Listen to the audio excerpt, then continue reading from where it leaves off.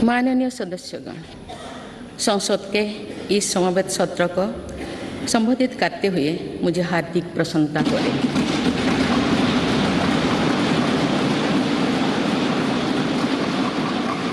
कुछ ही महीने पहले देश ने अपनी आज़ादी के 75 वर्ष पूरी करके आज़ादी के 47 करोड़ रुपए निवेश है और यह राशि राष्ट्रीय बीमा कंपनी के कुल निवेश का 1% से भी कम है। गौरवशाली अतीत का गौरव जुड़ा है। भारतीय स्वतंत्रता संग्राम की प्रेरणाएं जुड़ी है और भारत के स्वर्णिम भविष्य के संकल्प जुड़ी है। अमृतकाल के ये 25 वर्ष का कालखंड स्वतंत्रता की स्वर्णिम शताब्दी का और विकसित भारत के निर्माण का कालखंड है। ये 25 वर्ष हम सब के लिए और देश के प्रत्येक नागरिक के लिए कर्तव्य की पराकाष्ठा करके दिखाने के। ये हमारे सामने युग निर्माण का अवसर है और हमें इस अवसर के लिए 100% सामर्थ्य के साथ हर क्षण कार्य करना है। हमें 2047 तक ऐसे राष्ट्र का निर्माण करना है जो अतीत के गौरव से जुड़ा हो और जिसमें आधुनिकता का हर स्वर्णिम अध्याय हो। हमें ऐसा भारत बनाना है जो आत्मनिर्भर हो,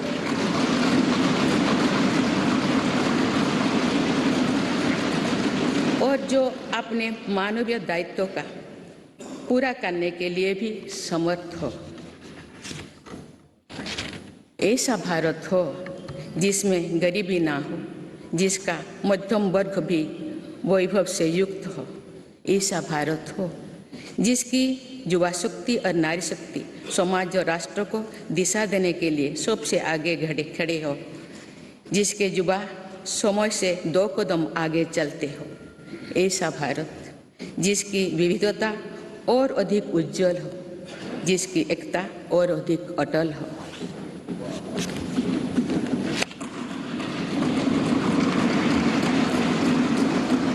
दो 2047 में देश जब इस सच्चाई को जीवंत करेगा तो निश्चित रूप से उस भव्य निर्माण की नींव का अवलोकन और आकलन भी करेगा।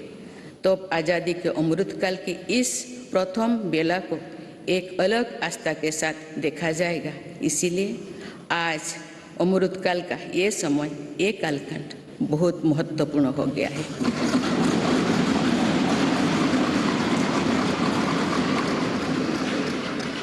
माननीय सदस्यगण, मेरी सरकार को देश के लोगों ने जब पहली बार सेवा का अवसर दिया तो सबका साथ सबका विकास के मंत्र से हमने शुरुआत की थी।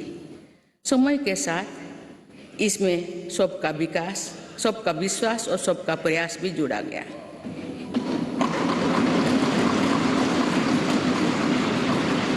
यही मंत्र आज विकसित भारत के निर्माण की प्रेरणा बन चुका है। विकास के ये कर्तव्य पथ पर चलते हुए मेरी सरकार को कुछ ही महीने में 9 वर्ष पूरी हो जाएगी।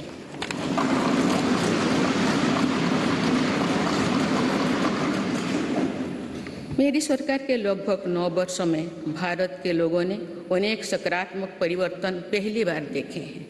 सबसे बड़ा परिवर्तन ये हुआ है कि आज हर भारतीय का आत्मविश्वास शीर्ष पर है और दुनिया का भारत को देखने का नजरिया बदला है।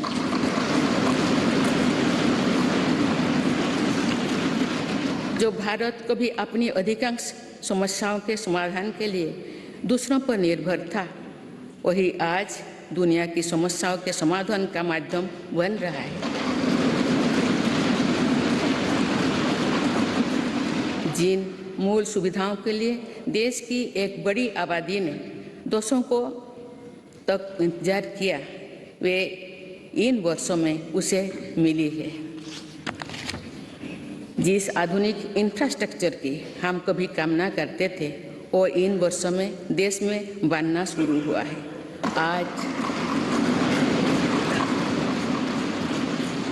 आज भारत में ऐसा डिजिटल नेटवर्क तैयार हुआ है जिससे विकसित देशों में प्रेरणा ले रही है।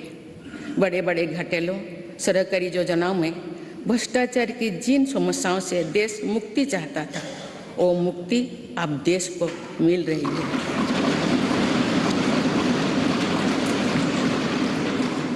पॉलिसी पैरालिसिस के चर्चा से बाहर आकर आज देश की पहचान तेज विकास और दूरगामी दृष्टि से के लिए गए फैसलों के लिए भी जाने जाते हैं। इसलिए हम दुनिया की 10वें नंबर की अर्थव्यवस्था से 5वें नंबर पर पहुंचे।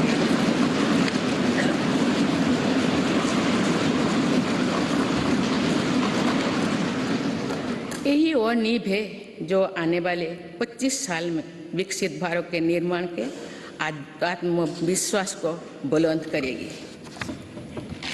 माननीय सदस्यगण, भगवान बसवेश्वर ने कहा था, कायोकोबे कैलाश, अर्थात कर्म ही पूजा है, कर्म में ही सिद्ध।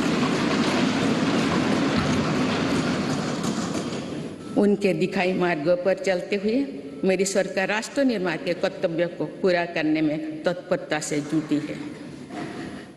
आज भारत में एक स्थिर, निडर, निर्णायक और बड़े सपनों के लिए काम करने वाली सरकार है।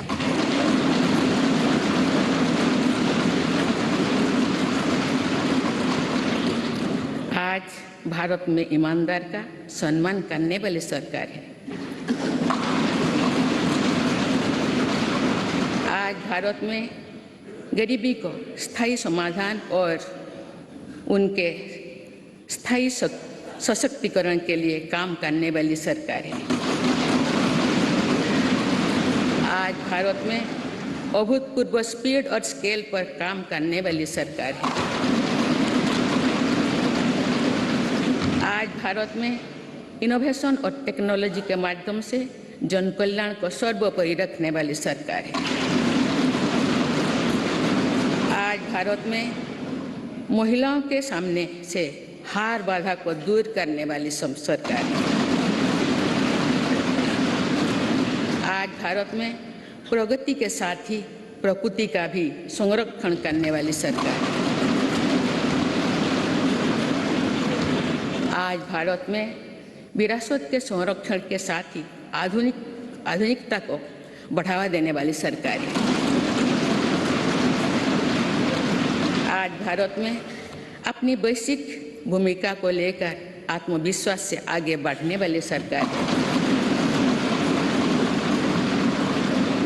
माननीय सदस्यगण, मैं आज इस सत्र के माध्यम से देशवासियों का आभार व्यक्त करती हूँ कि उन्होंने लगातार 2 बार एक स्थिर सरकार को चुना है। मेरी सरकार ने देश हित को सदैव सर्वोपरि रखा।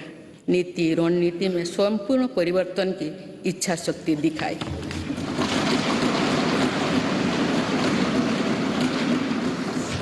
सर्जिकल स्ट्राइक से लेकर आतंकवाद पर कठोर प्रहार तक, LOC से लेकर LAC तक, हर दुस्साहस के कड़े जवाब तक आर्टिकल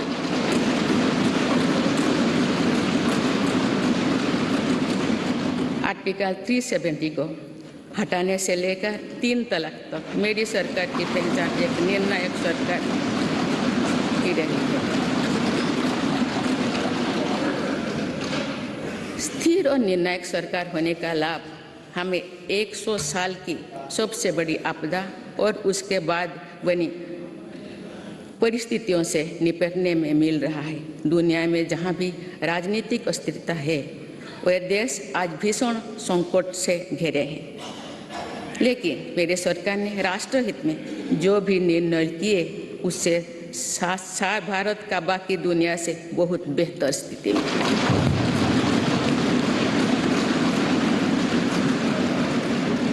माननीय सदस्यगण, मेरी सरकार का स्पष्ट मत है कि भ्रष्टाचार लोकतंत्र का और सामाजिक न्याय का सबसे बड़ा दुश्मन है। इसलिए बीते वर्ष से भ्रष्टाचार के विरुद्ध निरंतर लड़ाई चल रही है। हमने सुनिश्चित किया है कि व्यवस्था में ईमानदार का सम्मान होगा। भ्रष्टाचारियों के लिए समाज में किसी भी प्रकार की सहानुभूति ना हो, इसके लिए सामाजिक चेतना भी देश में बढ़ रही है। बीते वर्षों में भ्रष्टाचार मुक्त इकोसिस्टम बनाने की दिशा में बेनामी संपत्ति अधिनियम को नोटिफाई किया गया है। आर्थिक अपराध कर फरार हुए अपराधियों की संपत्ति जब्त करने के लिए फजिटिव इकोनॉमिक ऑफेंडर्स एक्ट पारित किया गया है। सरकारी कामों में पक्षपात और भ्रष्टाचार के चलन को भी खत्म करने के लिए प्रभावी सिस्टम बनाया गया है।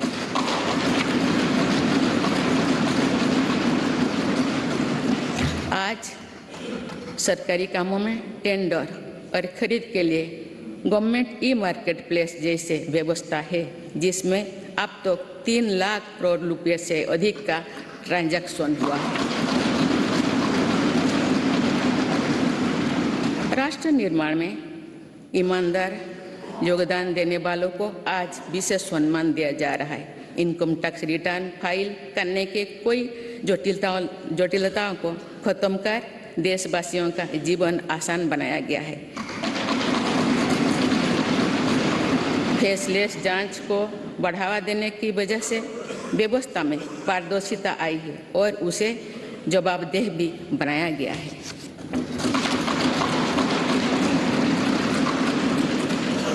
पहले टैक्स रिफंड के लिए लंबा इंतजार करना पड़ता था।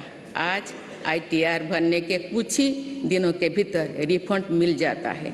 आज GST से पारदर्शिता के साथ साथ करदाताओं की गरिमा भी सुनिश्चित हो रही है। जनधन, आधार, मोबाइल से कुछ फर्ज लाभार्थियों को हटाने से लेकर one nation one ration card तक एक बहुत बड़ा स्थायी सुधार हमने किया है।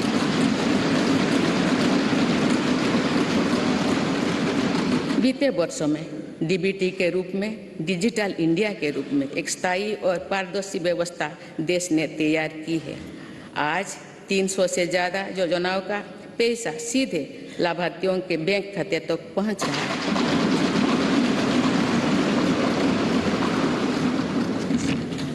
अब तो पूरी पारदर्शिता से 27 लाख करोड़ रुपए से ज़्यादा की रकम करोड़ों लोगों तक पहुंचाई गई है। वर्ल्ड बैंक की रिपोर्ट करती है कि ऐसा योजना और ऐसी व्यवस्थाओं के कारण ही कोरोना काल में भारत करोड़ों लोगों को गरीबी रेखा से नीचे जाने से बचा पाया है।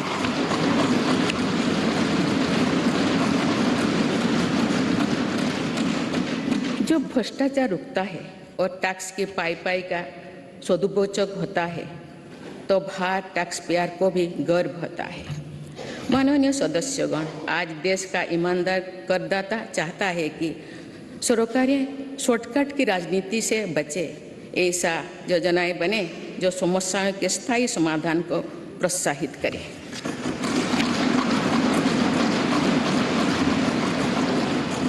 जिनसे सामान्य जीवन का सशक्तिकरण हो। इसलिए मेरी सरकार ने वर्तमान चुनौतियों से निपटने के साथ ही देशवासियों के दीर्घकालीन सशक्तिकरण पर बल दिया है। गरीबी हटाओ आप केवल नारा नहीं रह गया है, आप मेरी सरकार द्वारा गरीब की चिंताओं का स्थायी समाधान करते हुए उसे सशक्त बनाने के काम किया जा रहा है।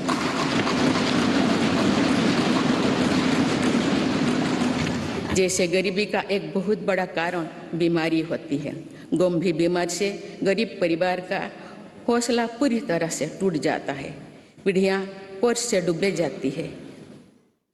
गरीब को इस चिंता से मुक्त करने के लिए राष्ट्रव्यापी व्यापी आयुष्मान भारत योजना शुरू की गई है। इसके तहत 50 करोड़ से अधिक देशवासियों के लिए मुफ्त इलाज की सुविधा दी गई। आयुष्मान भारत योजना ने देश के करोड़ों गरीबों को और गरीब होने से बचाया है। अनेक गरीब उनके 80,000 करोड़ रुपया खर्च होने से बचाए हैं। आज देश भर में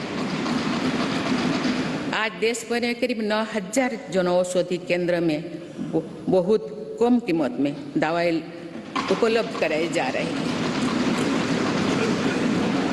इससे बीते वर्षों में गरीबी के करीब 20,000 करोड़ रुपया बचे हैं। यानी सिर्फ आयुष्मान भारत और जनऔषधि परियोजना से ही देशवासियों को 1 लाख करोड़ रुपया की मदद हुई।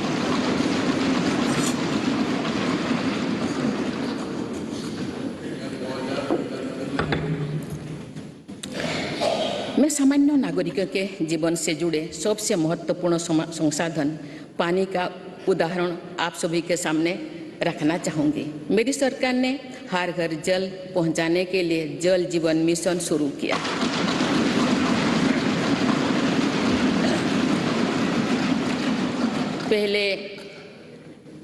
उसके पहले तक 7 दशकों में देश में करीब 3.25 करोड़ घरों तक ही पानी का कनेक्शन पहुंचा था, लेकिन जल जीवन मिशन के तहत इन 3 वर्षों में से करीब 11 करोड़ परिवार पाइप वाटर सप्लाई से जुड़ चुके हैं। इसका सबसे ज़्यादा लाभ गरीब परिवार को ही मिल रहा है। उसकी चिंता का स्थायी समाधान हो रहा है। बीते वर्षों में सरकार ने 3.5 करोड़ से अधिक गरीब परिवारों को पक्का घर बनाकर दिया है। जब घर मिलता है तो नया आत्मविश्वास आता है। इससे उस परिवार का वर्तमान तो सुधरता ही है, उस घर में जो संतान बड़े होते हैं उसके आत्मविश्वास में भी वृद्धि होती है। सरकार ने टॉयलेट, बिजली, पानी, गैस ऐसे हर मूल सुविधा की चिंता से गरीब को मुक्त करने का प्रयास किया है। इससे देश की जनता को भी ये विश्वास हुआ है कि सरकार योजना और सरकारी लाभ वास्तव में जमीन पर पहुंचा है और भारत जैसे विशाल देश में भी 100% कवरेज यानी सैचुरेशन संभव है। हमारी ग्रंथों में लिखा है, अयं निजः परो वेत्ति गणना लघुचेतसम्, यानी ये अपना है, ये पराया है। ऐसी सोच सही नहीं होती। मेरी सरकार ने बिना किसी भेदभाव के हर वर्ग के लिए काम किया है। बीते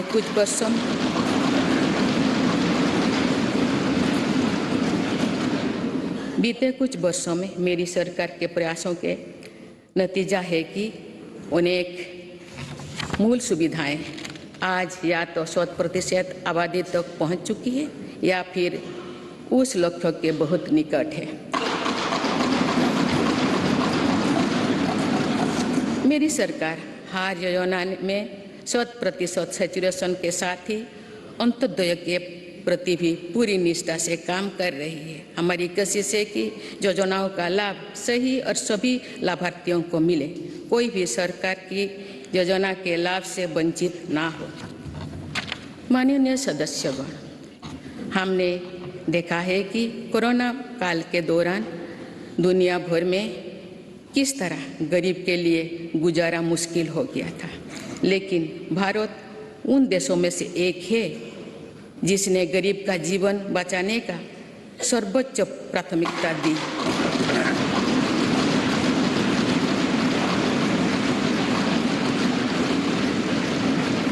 और कोशिश की कि देश में कोई गरीब भूखा नहीं सोए। मुझे खुशी है कि मेरी सरकार ने पीएम गरीब कल्याण अन्न योजना को नई परिस्थितियों के अनुसार आगे भी चलाने का निर्णय लिया है।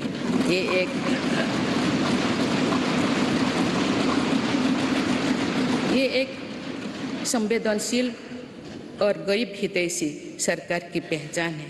पीएम गरीब कल्याण अन्न योजना के तहत सरकार गरीबों को मुफ्त अनाज के लिए लगभग 3.5 लाख करोड़ रुपया खर्च कर चुकी है।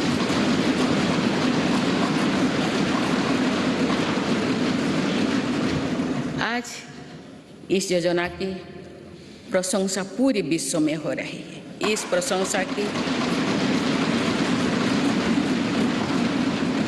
प्रशंसा की ये वजह ये भी है कि टेक्नोलॉजी की मदद से बनी पारदर्शी व्यवस्था में आज पूरा का पूरा हर लाभार्थी तक पहुंच रहा है।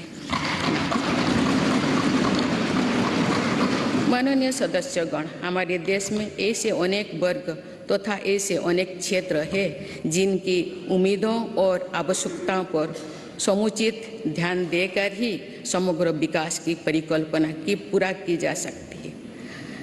आप मेरी सरकार ऐसे हर वंचित वर्ग और वंचित क्षेत्रों को वरीयता देते हुए काम कर रही है। मेरे सरकार ने हर उस समाज की इच्छाओं को पूरा किया है जो सदियों से वंचित रहा था। गरीब, दलित, पिछड़े, आदिवासी इनकी इच्छाओं को पूरा कर उन्हें सपने देखने का साहस दिया है। कोई भी काम और कोई भी प्रयास छोटा नहीं होता, बल्कि विकास में सभी की अपनी भूमिका है। इसी भाव के साथ वंचित वर्गों और अविकसित क्षेत्रों के विकास पर बल दिया जा रहा है। रेहड़ी, ठेले, फुटपाथ पर बड़ी संख्या में हमारे छोटे व्यवसायी अपना व्यापार, कारोबार और दुकानदारी करते हैं। मेरी सरकार ने विकास में इन साथियों की भूमिका को भी सराहा है। इसलिए पहली बार इनको फॉर्मल बैंकिंग से जोड़ा और पीएम स्वनिधि के माध्यम से सस्ते और बिना गारंटी के ऋण की व्यवस्था की।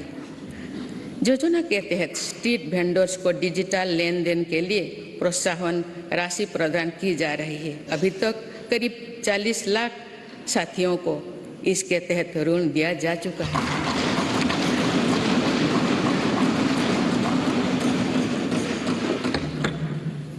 मेरी सरकार की प्राथमिकता में देश के 11 करोड़ छोटे किसान भी हैं।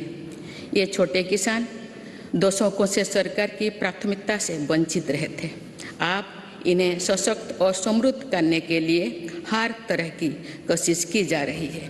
पीएम किसान सम्मान निधि के तहत इन छोटे किसानों को 2 लाख करोड़ रुपया से अधिक की मदद दी गई।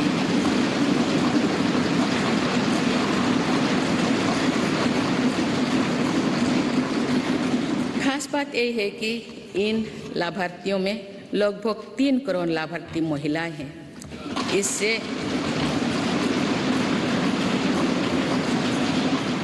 इससे अभी तक लगभग 54,000 करोड़ रुपया महिला किसानों को मिल चुकी है। इसी तरह छोटे किसानों के लिए फसल बीमा, सॉइल हेल्थ कार्ड, किसान क्रेडिट कार्ड, केसीसी की कवरेज बढ़ाने के साथ ही हमारी सरकार ने पहली बार पशुपालकों और मछुआरों को भी किसान क्रेडिट कार्ड की सुविधा से जोड़ा। किसानों के सामर्थ्य को बढ़ाने के लिए एफपीओ यानी फार्मर प्रोड्यूसर ऑर्गेनाइजेशंस की स्थापना से लेकर फसलों के एमएसपी में वृद्धि करते हुए मेरी सरकार छोटे किसानों के साथ मजबूती से खड़ी है।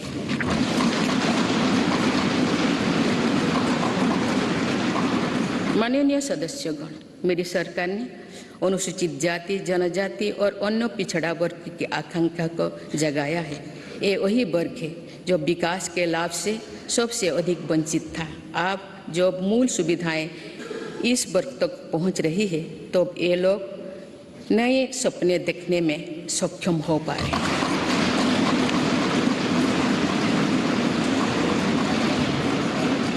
अनुसूचित जाति के सामाजिक आर्थिक सशक्तिकरण के लिए डॉक्टर अंबेडकर उत्सव धाम, अमृत जलधारा और युवा उद्यमी योजना जैसे कार्यक्रम चलाए जा रहे हैं।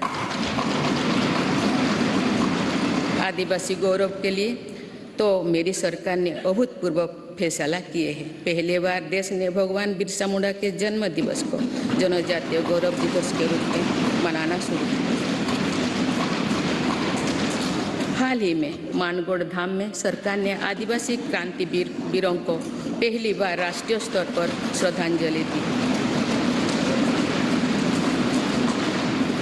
आज 36,000 से अधिक आदिवासी बाहुल्य वाले गांवों को प्रधानमंत्री आदि आदर्श ग्राम योजना के तहत विकसित किया जा रहा है। आज देश में 400 से अधिक एकलव्य मॉडल स्कूल आदिवासी क्षेत्रों में खुल चुकी है। देश भर में 3000 से अधिक वन धन विकास केंद्रों आजीविका के लिए साधन बने हैं। मेरी सरकार ने राष्ट्रीय पिछड़ा वर्ग आयोग को संवैधानिक दर्जा देकर ओबीसी के वेलफेयर के लिए हमारी प्रतिबद्धता को स्पष्ट किया है। बंजारा, घुमंतु और अर्धघुमंतु समुदाय के लिए भी पहली बार वेलफेयर एंड डेवलपमेंट बोर्ड का गठन किया गया है। माननीय सदस्यगण, देश में 100 से अधिक जिले ऐसे थे जो विकास के अनेक पैमानों से पीछे रह गए थे। सरकार ने इन जिलों को आकांक्षी जिले एस्पिरेशनल डिस्ट्रिक्ट घोषित कर इनके विकास पर ध्यान दिया। आज ये जिले देश के दूसरे जिले से बराबरी की ओर बढ़ रही है।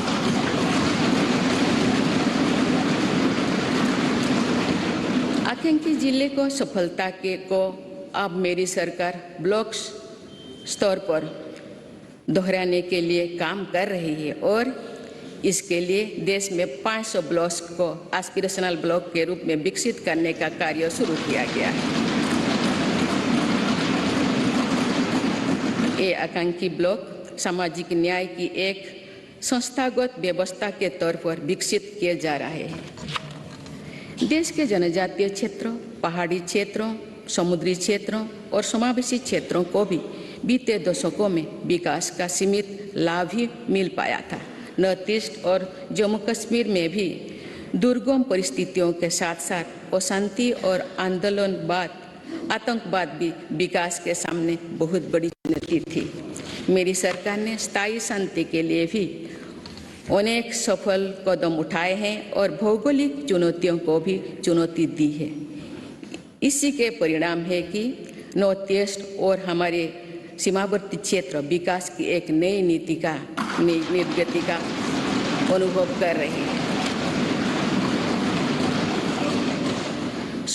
सीमावर्ती गांव तक बेहतर सुविधाएं पहुंचाने के लिए मेरी सरकार ने वाइब्रेंट विलेजेस प्रोग्राम पर काम शुरू किया।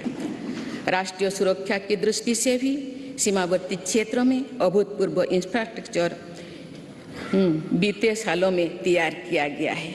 इससे भी इन क्षेत्रों में विकास की गति मिल रही है। पिछले कुछ दशकों से राष्ट्रीय सुरक्षा के लिए बहुत बड़ा खतरा बन चुकी वामपंथी हिस्सा भी अब कुछ जिलों तक ही सीमित रह गए हैं।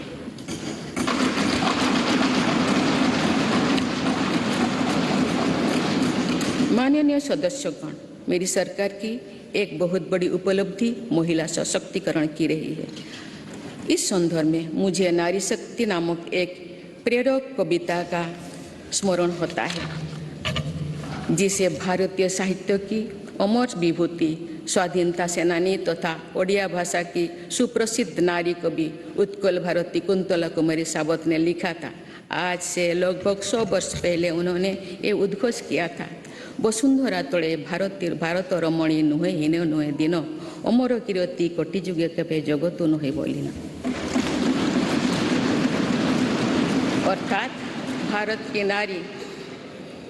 की नारी पृथ्वी पर किसी की तुलना में ना तो हीन है ना दीन है। संपूर्ण जगत में उसकी अमर कीर्ति युगों युगों तक कभी लुप्त नहीं होगी, यानी सदैव बनी रहेगी।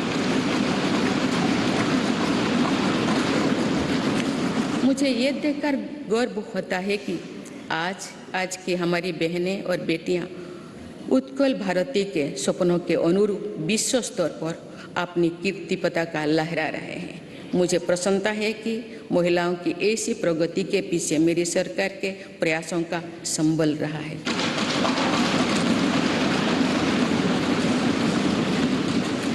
मेरी सरकार द्वारा जितने भी कल्याणकारी योजनाएं शुरू की गई है, उनके केंद्रों में महिलाओं का जीवन आसान बनाना, महिलाओं को रोजगार स्वरोजगार के नए अवसर देना और महिला सशक्तिकरण रहा है।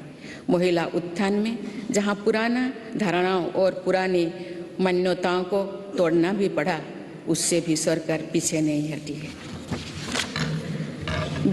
बेटी बचाओ बेटी पढ़ाओ अभियान की सफलता आज हम देख रहे हैं। सरकार के प्रयासों से समाज में जो चेतना आई, उससे बेटियों की संख्या में निरंतर वृद्धि हो रही है।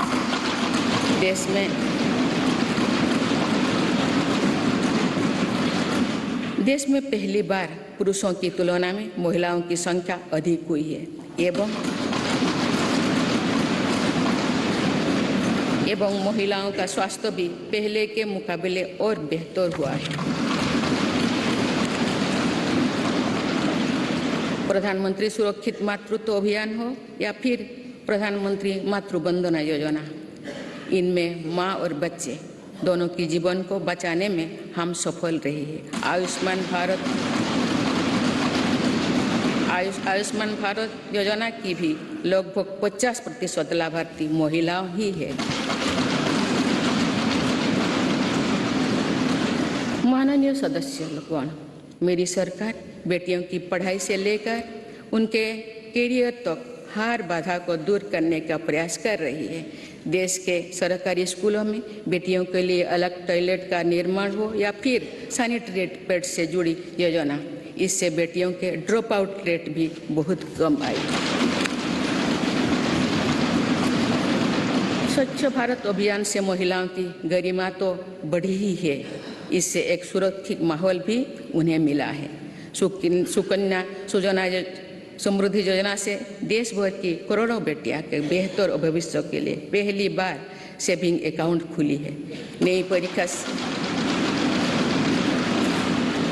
नई राष्ट्रीय शिक्षा नीति में भी बेटियां की शिक्षा के लिए अनेक महत्वपूर्ण कदम उठाई गई है।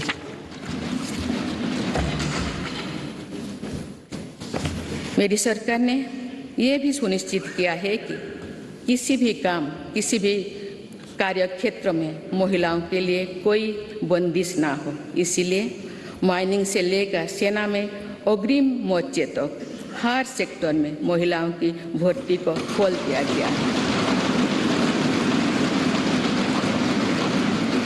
सैनिक स्कूलों से लेकर मिलिट्री ट्रेनिंग स्कूलों तक में अब हमारी बेटियां पढ़ाई और ट्रेनिंग कर रही है।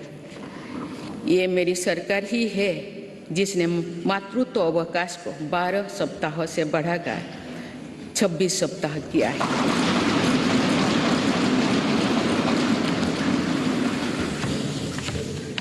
मुद्रा योजना की लगभग 70% लाभार्थी महिला उद्यमी ही है।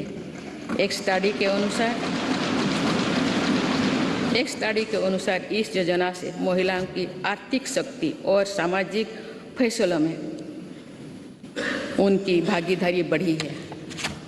पीएम आवास योजना के तहत मिलने वाली घरों की रजिस्ट्री भी महिलाओं के नाम पर होने से महिलाओं का आत्मविश्वास बढ़ा है। जन धन योजना से पहली बार देश में बैंकिंग सुविधाओं में महिलाओं और पुरुषों के बीच अब बराबरी आ गई है। देश में इस समय 80 लाख से ज़्यादा स्वयं सहायता समूह भी काम कर रहे हैं, जिनमें करीब 9 करोड़ महिलाएं जुड़ी हुई हैं। इन महिला स्वयं सहायता समूहों को सरकार द्वारा लाखों करोड़ रुपए की मदद दी जा रही है। माननीय सदस्यगण, हमारी विरासत हमें जोड़ों से जड़ती है और हमारा विकास आसमान को छूने का हौसला देता है। इसीलिए मेरी सरकार ने विरासत को मजबूती देने और विकास को प्राथमिकता देने की राह चुनी।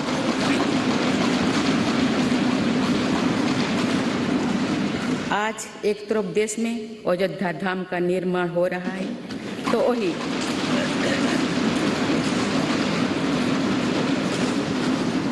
वही दूसरी तरफ आधुनिक संसद भवन भी बन रहा है।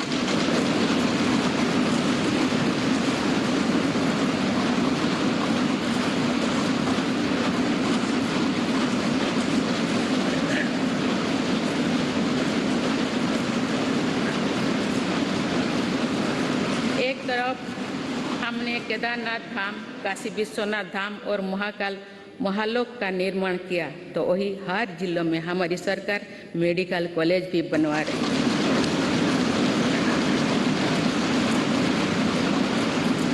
एक तरफ हम अपने तीर्थ और ऐतिहासिक धरोहर का विकास कर रहे हैं, तो वही दूसरी तरफ भारत दुनिया की बड़ी स्पेस पावर बन रहा है।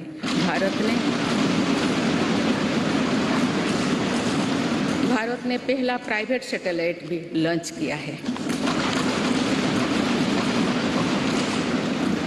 एक तरफ हम आदि शंकराचार्य भगवान बसवेश्वर, तिरुवल्लुवर, गुरु नानक देव जैसे संतों के दिखाए रास्ते पर आगे बढ़ रहे हैं, वही दूसरी तरफ आज भारत हाईटेक नॉलेज का हब भी बनता जा रहा है।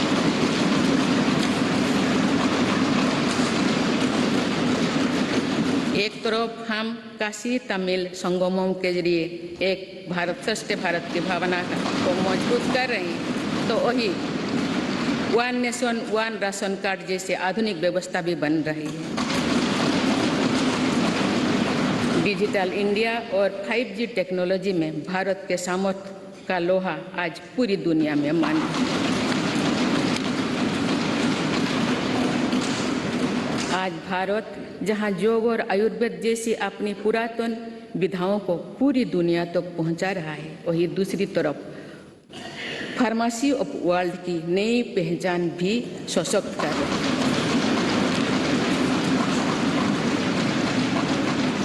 आज भारत प्राकृतिक खेती को, मिलेट्स की अपनी परंपरा फसलों को प्रोत्साहित कर रहा है, वही नानो यूरिया जैसी आधुनिक टेक्नोलॉजी का भी विकास किया है।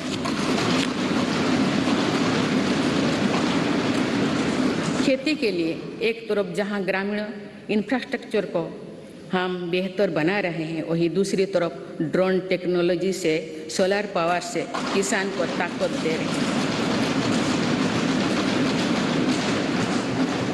शहरों में जहां स्मार्ट सुविधाओं के विकास पर बल दिया जा रहा है, वही स्वामित्व योजना में पहली बार गांव के घरों को की ड्रोन से मैपिंग की जा रही है।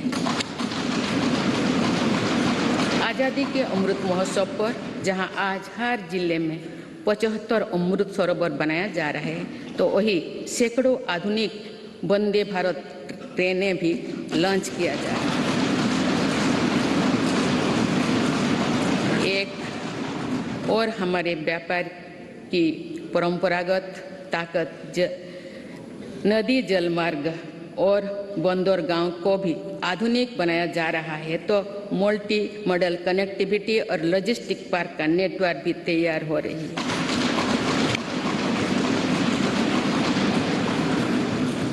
माननीय सदस्यगण, आज़ादी के अमृतकाल में देश पंच प्राणी की प्रेरणा से आगे बढ़ रहा है। गुलामी के हर निशान, हर मानसिकता से मुक्ति दिलाने के लिए भी मेरी सरकार निरंतर प्रयासरत है।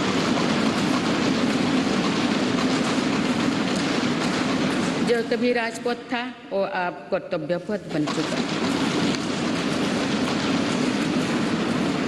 आज कर्तव्य पथ पर नेताजी सुभाष चंद्र बोस की प्रतिमा हर भारतीय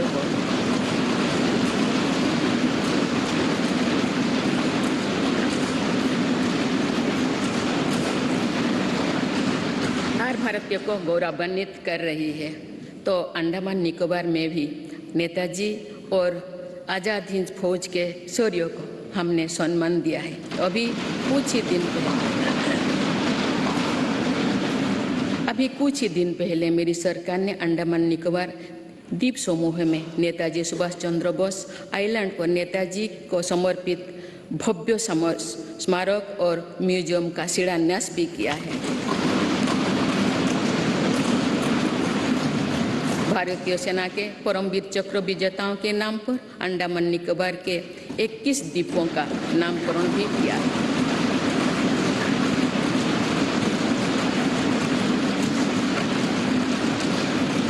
एक तरफ नेशनल वॉर मेमोरियल आज राष्ट्रीय शौर्य का प्रतीक बन गया है, तो वही हमारी नौसेना को भी आप छत्रपति वीर शिवाजी महाराज का दिया प्रतीक मिल गया है।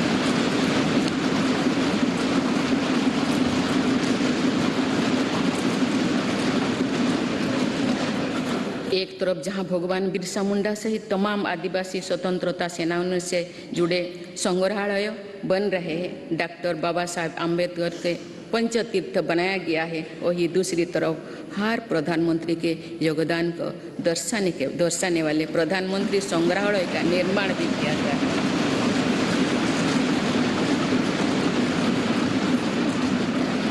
देश में प्रथम वीर बाल दिवस को भी पूरे गर्व और श्रद्धा के से मनाया गया।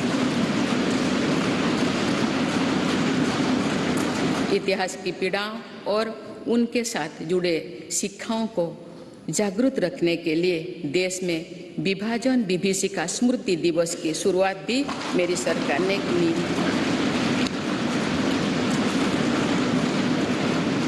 माननीय सदस्यगण, मेड इन इंडिया अभियान और आत्मनिर्भर भारत अभियान की सफलता का लाभ देश को मिलना शुरू हो चुका है। आज भारत में मैन्युफैक्चरिंग की अपनी कैपेसिटी भी बढ़ रही है और दुनिया भर से भी मैन्युफैक्चरिंग कंपनियां भारत आ रहे हैं।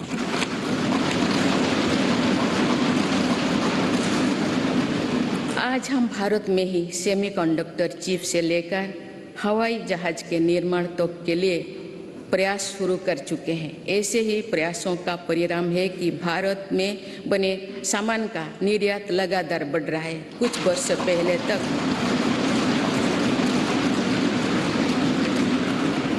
पहले तक हम बड़ी संख्या में मोबाइल फोन आयात करते थे। आज भारत दुनिया में मोबाइल फोन का एक बड़ा निर्यातन बन चुका है। देश में खिलौना के आयात में 70% कमी आई है, जबकि निर्यात 60% से भी ज़्यादा बढ़ गया है। मेरी सरकार की नई पहल के परिणाम स्वरूप हमारे रक्षा निर्यात 6 गुना हो गया है। मुझे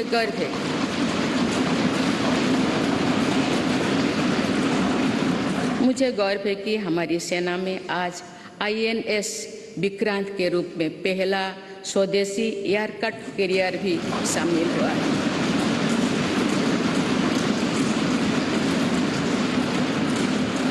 हम मैन्युफैक्चरिंग के नए सेक्टर में ही प्रवेश नहीं करे हैं, बल्कि खादी और ग्रामोद्योग जैसे अपनी पारंपरिक सेक्टर में भी प्रशंसनीय काम कर रहे हैं।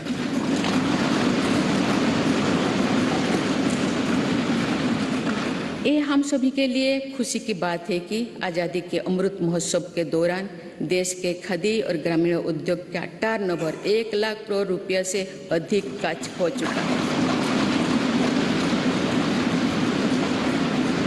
मेरी सरकार के प्रयासों से खादी के बिक्री में 4 गुना बढ़ी है। माननीय सदस्यगण, मेरी सरकार ने इनोवेशन और एंटरप्रेन्योरशिप पर निरंतर अभूतपूर्व बल दिया है। इससे दुनिया की सबसे युवा आबादी वाले हमारे देश की ताकत का सदुपयोग हो रहा है। आज हमारे युवा अपने इनोवेशन की ताकत दुनिया को दिखा रहे हैं। 2015 से भारत ग्लोबल इनोवेशन इंडेक्स में 81 स्थान पर था। अब हम 40वें स्थान पर पहुंच गए।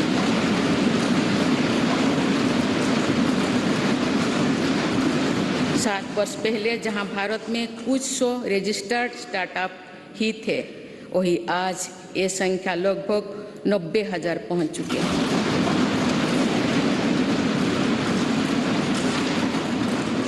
आज के युग में हमारी सेनाओं का भी युवा शक्ति में समृद्ध होना, युद्ध शक्ति में निपुण होना, टेक्नोलॉजी की पावर से लेस रहना बहुत अहम है। इन सिद्धांतों को ध्यान में रखते हुए अग्निवीर योजना शुरू की गई है।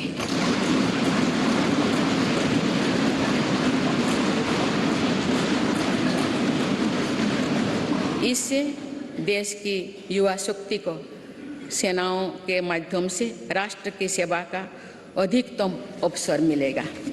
मेरी सरकार देश के युवाओं की शक्ति को खेलों के जरिए भी देश के सम्मान से जोड़ रही है। हमारे खिलाड़ियों ने कॉमनवेल्थ गेम्स से लेकर ओलंपिक और पैरा गेम्स से अभूतपूर्व प्रदर्शन कर ये साबित किया है कि उनकी प्रतिभा किसी से भी कम नहीं है।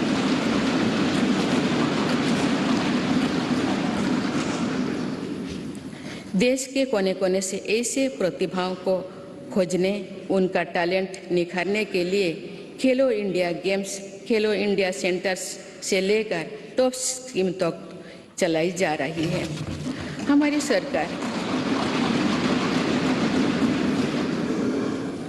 हमारी सरकार दिव्यांग कल्याण को लेकर भी पूरी तरह संवेदनशील है। देश में एक साइन लैंग्वेज और सुगम्य भारत अभियान ने दिव्यांग युवकों को बहुत मदद दी है। माननीय सदस्यगण, बीते दशकों में हमने भारत के इंफ्रास्ट्रक्चर के निर्माण में दो बड़ी चुनौतियां देखी है। एक, इंफ्रास्ट्रक्चर के बड़े प्रोजेक्ट समय पर पूरी नहीं हो पाते थे। दूसरा, अलग अलग विभाग, अलग अलग सरकारें अपनी अपनी सुविधा से काम करती थी।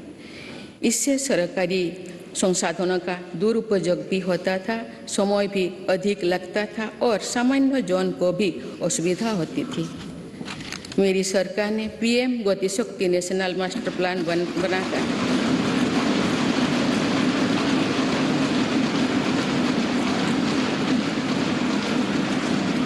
इन चुनौतियों से निपटने के लिए ठोस कदम उठाए हैं। पीएम गति शक्ति नेशनल मास्टर प्लान को लेकर राज्यों और यूनियन टेरिटोरीज ने भी उत्साह दिखाए हैं। इससे देश में मल्टी मॉडल कनेक्टिविटी का भी विस्तार होगा। मेरी सरकार भारत को विश्व का सबसे कॉम्पिटिटिव लॉजिस्टिक हब बनाने के लिए प्रयासरत है। इसके लिए पिछले वर्ष देश में नेशनल लॉजिस्टिक पॉलिसी लागू की गई है। इस पॉलिसी के लागू होने से लॉजिस्टिक कॉस्ट में काफ़ी कमी आई। मेरी सरकार देश के विकास के लिए जिस स्पीड और स्केल पर काम कर रही है वो अभूतपूर्व है, अतुलनीय है। मेरी सरकार ने आने के बाद भारत के गरीबी के लिए औसतन हर रोज आवास योजना के 11,000 घर बने। इसी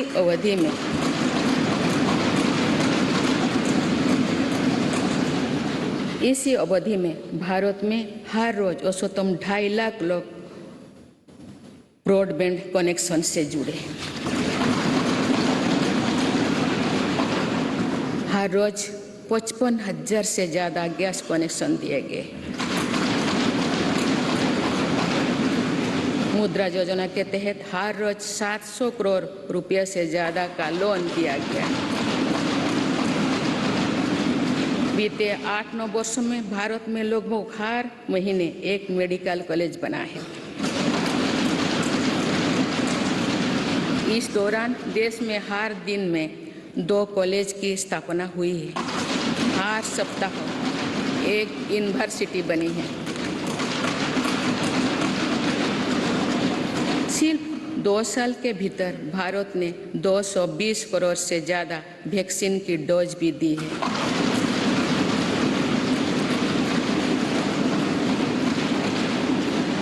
सोशल इंफ्रास्ट्रक्चर की बात करें तो साल 2004 से 2014 के बीच देश में जहां 145 मेडिकल कॉलेज खुले थे, वही मेरी सरकार ने 2014 में 2022 तक 260 से अधिक मेडिकल कॉलेज खोले।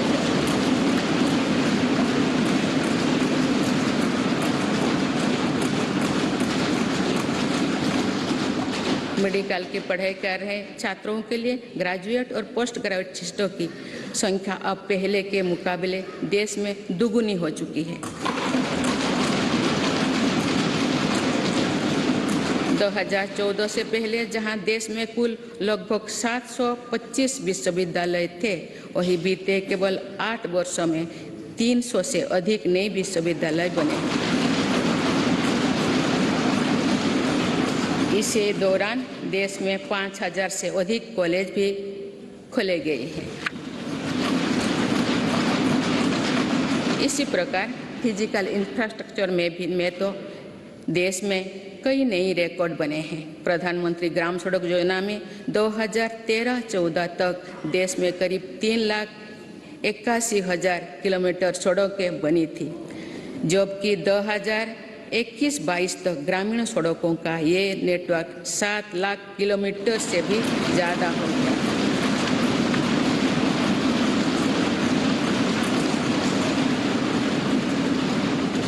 अब तक देश की 99% से अधिक बस्तियां सड़क मार्ग से जुड़ चुकी हैं।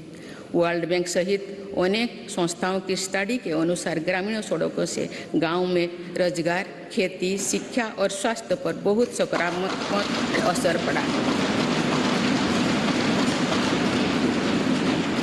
नेशनल हाईवे नेटवर्क में पिछले 8 वर्षों के दौरान 55% से ज़्यादा की बढ़ोतरी हुई है। जल्द ही भारतमाला प्रोजेक्ट के तहत देश के 550 से ज़्यादा जिले हाईवे से जुड़ जाएंगे और अर्थव्यवस्था को गति देने वाले कॉरिडोर्स की संख्या 6 से बढ़कर 50 होने वाली है। इसी तरह देश के एविएशन सेक्टर भी तेजी से आगे बढ़ रहा है। साल 2014 तक जहां देश में एयरपोर्ट्स की संख्या 74 थी और अब बढ़कर 147 हो गए।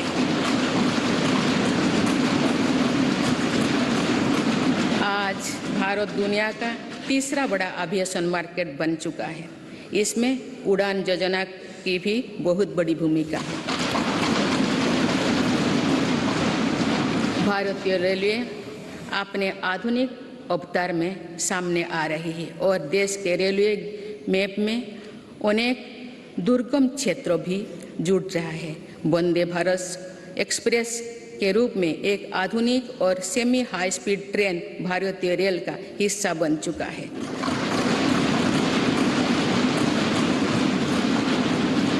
जम्मू कश्मीर और नॉर्थ ईस्ट के दुर्गम क्षेत्रों को भी रेलवे से जोड़ा जा रहा है। देश के बड़े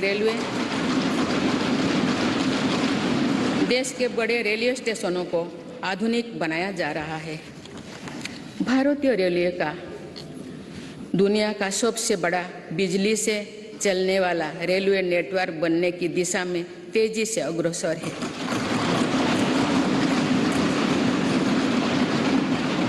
भारतीय रेल को सुरक्षित बनाने के लिए स्वदेशी टेक्निक कोबोज का भी हम तेजी से विस्तार कर रहे हैं। माननीय सदस्यगण, भारत ने उस सोच को भी बदला है जो प्रगति और प्रकृति को परस्पर विरोधी मानती थी। मेरी सरकार ग्रीन ग्रोथ पर ध्यान दे रही है और पूरे विश्व को मिशन लाइफ से जोड़ने पर बल दे रही है। हमारी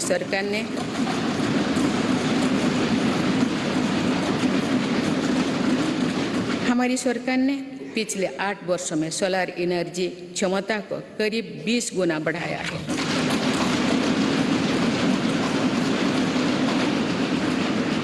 आज भारत रिन्यूएबल एनर्जी की क्षमता में विश्व में 4थे स्थान पर है।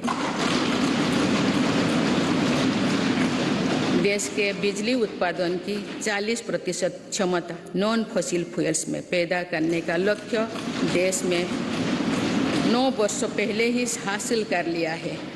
ये सफलता वर्ष 2070 तक नेट जीरो के हमारे संकल्प को सशक्त करने वाली है।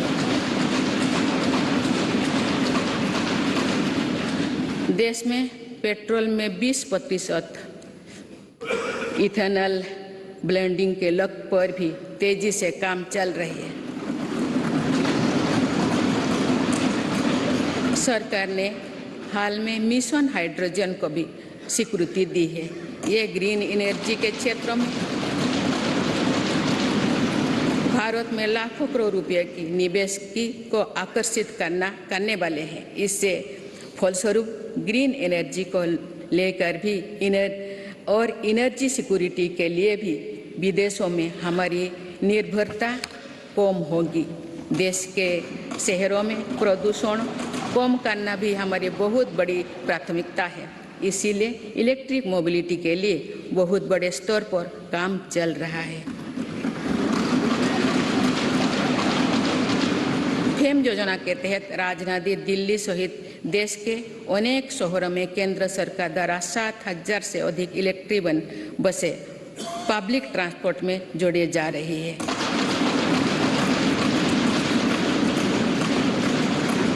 बीते 8 वर्षों में देश में मेट्रो नेटवर्क में 3 गुना से अधिक बढ़ोतरी हुई है।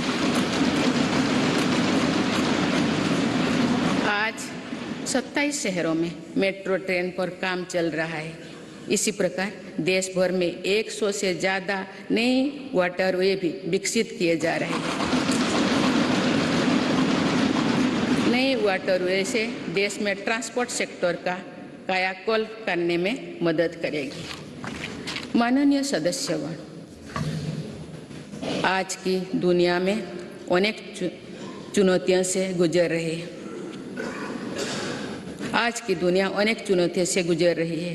दशकों पहले बनी अंतर्राष्ट्रीय संस्थाओं की प्रासंगिकता और प्रभाव पर भी प्रश्न उठ रहे हैं। इन परिस्थितियों में भारत ऐसा देश बनकर उभरा है जो आज की विभाजित दुनिया को किसी न किसी रूप से जोड़ रहा है।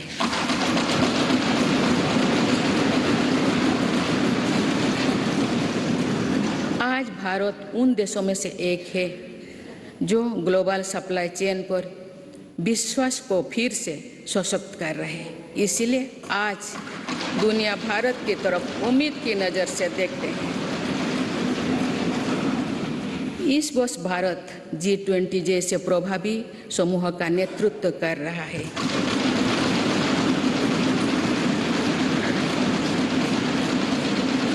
One earth, one family, one future के मंत्र के साथ भारत की पूरी कोशिश है कि G20 के सदस्य देशों के साथ मिलकर मौजूदा वैश्विक चुनौतियों का सामूहिक समाधान तलाशा जाए।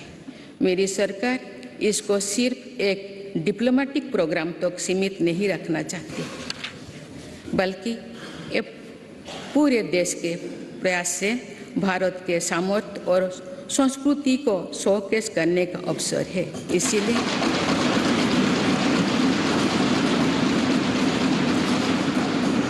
इसीलिए पूरे देश के दर्जनों शहरों में साल भर G20 की बैठकें आयोजित की जा रही है।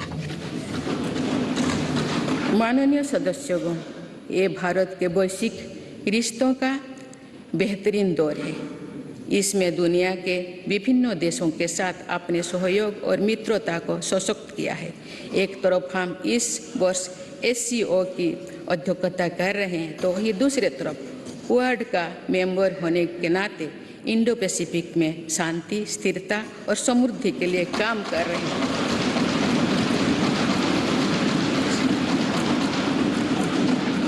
हमने अपने राष्ट्रीय हितों का सर्वोपरि रखते हुए अपने भूमिका का विस्तार किया है।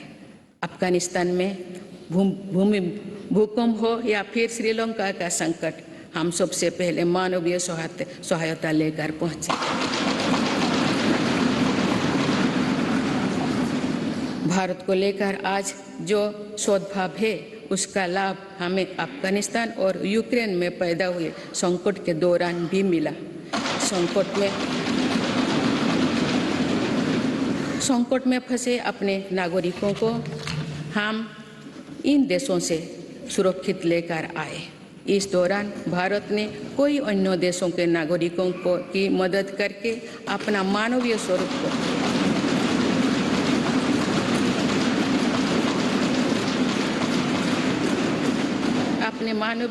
को फिर दुनिया के सामने प्रस्तुत किया। माननीय सदस्यगण, भारत ने आतंकवाद को लेकर जो कड़ा रुख अपनाया है, उसको भी आज दुनिया समझ रहा है।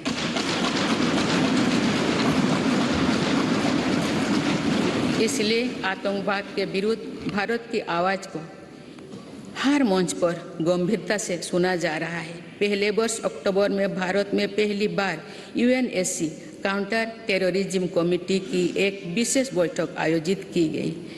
इसमें भी भारत में आतंकवाद के विरुद्ध अपनी भूमिका को स्पष्ट किया।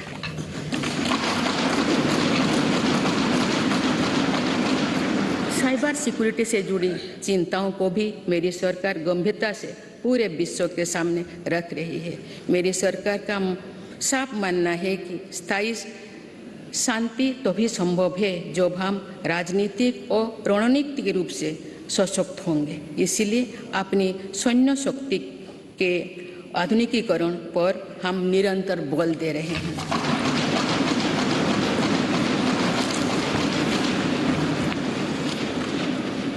माननीय सदस्यगण, लोकतंत्र की जननी के रूप में भारत की अनंत यात्रा अनंत गौरव से भरी हुई है। हमने लोकतंत्र को एक मानवीय संस्कार के रूप में विकसित किया है, समृद्ध किया है। अपने हजारों वर्षों के अतीत की तरह ही आने वाली सदियों में भी भारत मानवीय सभ्यता को की अविरल धारा की तरह अनवरत गतिमान रहेगा।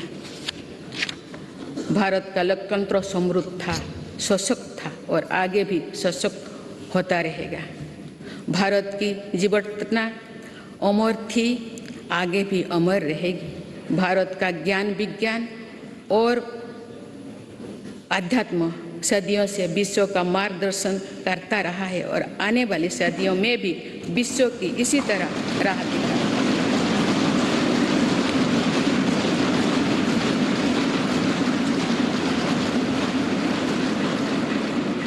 भारत के आदर्श और मूल्य अंधकार से भरे गुलामी के दौर में भी अपूर्ण रहे हैं और ये आगे भी अपूर्ण बने रहेंगे। एक राष्ट्र के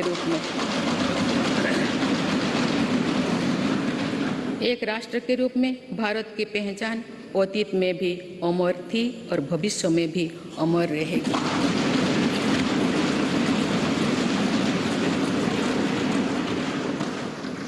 लोकतंत्र के केंद्र इस संसद में हमारा प्रयास होना चाहिए कि हम मुश्किल लगने वाले लक्ष्य तय करें और उन्हें हासिल करके दिखाएं।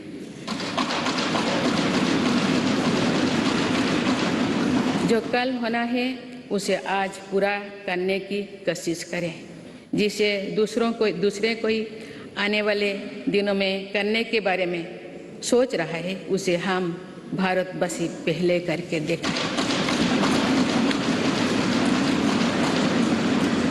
आइए अपने लोकतंत्र को समृद्ध करते हुए हम उस वेद वाक्यों को आत्मसात करें जिसमें कहा गया है, सों गच्छोधो सों बोधोधं सों बोहो मनांसी जानतम। अर्थात हम सब एक साथ कदम से कदम मिलाकर चले, हमारे संकल्प स्तरों में एकता का प्रवाह हो और हमारे अंतःकरण एक दूसरे से जुड़े।